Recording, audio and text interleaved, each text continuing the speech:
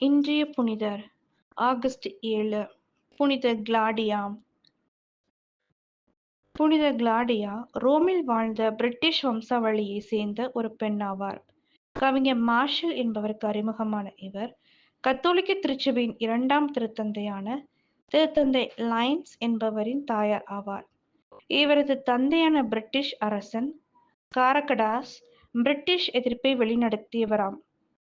ரோம அரசியல்வாதியும் பிராந்தியத்தின் முதல் ஆளுநருமான அவுலஸ் பிலௌசியஸ் என்பவனால் தோற்கடிக்கப்பட்டு சங்கிலிகளால் பிணைக்கப்பட்டு கொண்டு வரப்பட்டார். ரோம பேரரசின் பேரரசரான கிளாடியஸ் கிளாடியாவின் தந்தையான காரகடாஸை விடுவித்தார். இந்த காரணத்தால் கிளாடியா என்ற பெயரை தமது பெயராக ஏற்றுக்கொண்டார் என்பர். பின்னர் கத்தோலிக்க திருச்சபையில் திருமுழுக்கு பெற்ற இவர் ரோமிலேயே வாழத் தொடங்கினார்.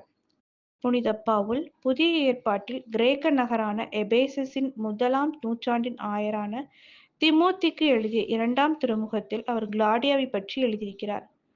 புனித பவுல் திமோத்திக்கு எழுதிய 2ஆம் திருமுகம் பொதுவாக பவுலின் கடைசி கடிதம் எனப்படுகின்றது. திமோத்திக்கு எழுதிய 2ஆம் திருமுகத்தின் 4ஆம் அதிகாரத்தில் 21ஆம் வசனத்தில் கிளாடியா குறிப்பிடப்பட்டுள்ளார். கிளாடியா உண்மையில் கிளாடியஸ் ஹைடூம்னஸ் என்பவரின் மகள் என்று நம்பப்படுகிறது. இவரே கிளாடியஸின் கூட்டாளியாக இருந்து பின்னர் ஒரு பேரரசராக ஆனார் என்பர். கிளாடியாவின் உண்மையான பெயர் கிளாடியா ருஃபினா என்றும் மார்ஷலுடைய நண்பனான அவுலஸ் புடேனஸ் என்பவரை திருமணம் செய்து கொண்டார் என்றும் கூறுகின்றனர். புனித கிளாடியாவின் நினைவு திருநாள் ஆகஸ்ட் மாதம் 7ஆம் நாளாகும்.